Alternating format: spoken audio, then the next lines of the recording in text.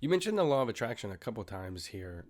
Is that a big, I'm sensing somewhat of a theme, in a kind of the way that you've described a lot of the answers things that we've talked about here. Is that a big element in your life?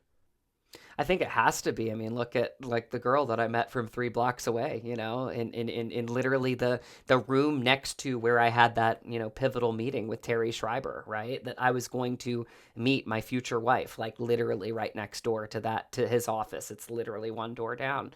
So I think that I've always had it, but I think it's shown up for me so many times in my life that how could I not, So I think it's one of those things where just being open to it, yeah, it's law of attraction, but because I've put myself out there and always been curious and always been learning and looking for signs in my path as an artist, as a creative, it shows up in big ways, like who my partner is, and where my journey took me from New York to LA. So I feel like it's proven to be true in my life.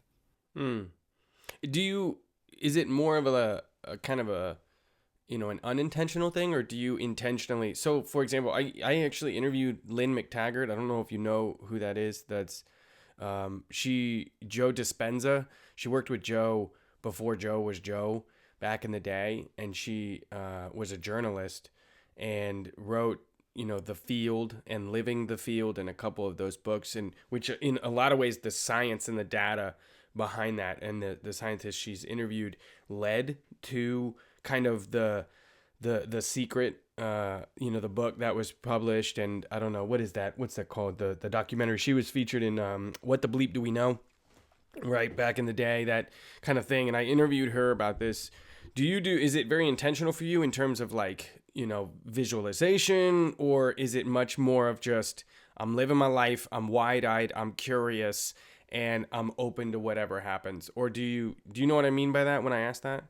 Absolutely. I think at one point, like it was a little bit more intentional, where I was developing the craft of being curious and finding the law of attraction.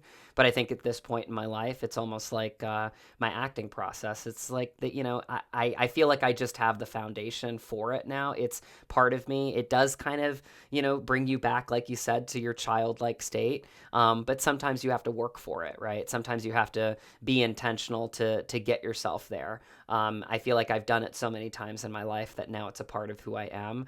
Very much like my acting process. It's like I don't have to overthink about it or doubt myself anymore, because I think my process has proven to be a good process, and I'm constantly reinventing it. But again, just really kind of diving into just what and being intentional and finding ways where it's kind of manifested things in your life that maybe you would have manifested for yourself, make those things kind of prove to be true.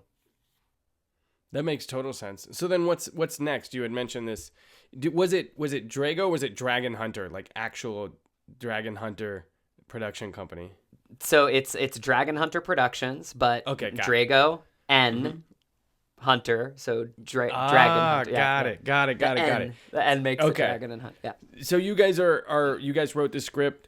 Is this in She wrote production it. or? Okay, okay. She's the writer. She was an actress in New York City, and she found writing a few years ago. Now she's in Project Involved at Film Independent.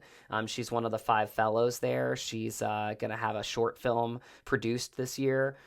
We might have a couple other short films that we're looking at producing as well. But the big fish is always the feature, and she actually has won 2 awards already that are right over there on the shelf from Northern Virginia Film Festival for this script called Christmas in Helton.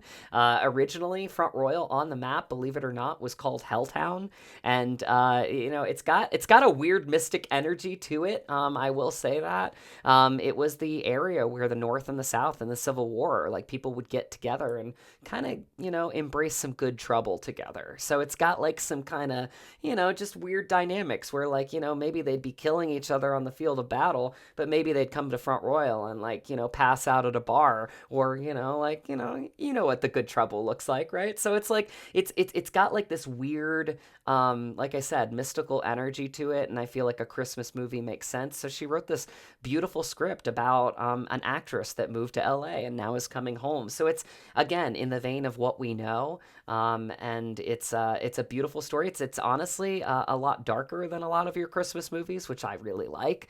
It's got like a little bit of that Christmas Carol vibe to it, but the darker sense of it.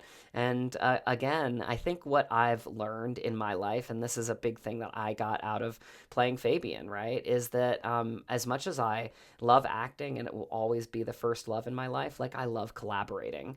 I love building a team. I love the different masters of craft. And I think what I'm really excited about is bringing a film back to Virginia that everybody can be proud of, and will be a love letter to Front Royal, just in the way that Brandon wrote a love letter to Montana and Polson, Montana specifically. So I think it's become like this very meta experience with me because of getting this role, and I think that the best thing that I can do with it is to carry it on.